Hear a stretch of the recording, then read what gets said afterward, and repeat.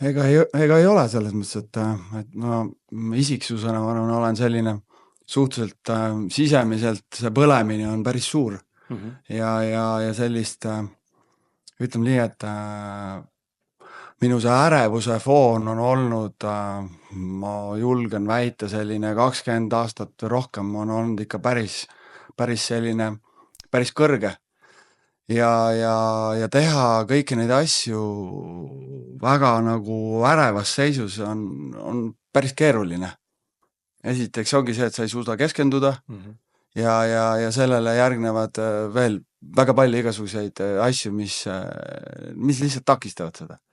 Et täna ma arvan, et jah, mul on erinevad praktikad, ma ei tea, hingamispraktikad, mediteerimised, joogad, mingid muud asjad, mis aitavad mul nii-öelda seda kohalolu saavutada. Ja tänu sellele siis ma suudangi teha neid erinevaid tegevusi.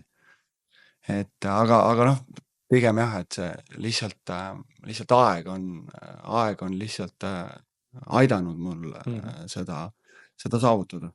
Et see jah, see kindlasti, ma ei ole selline olnud kindlasti nagu terve elu.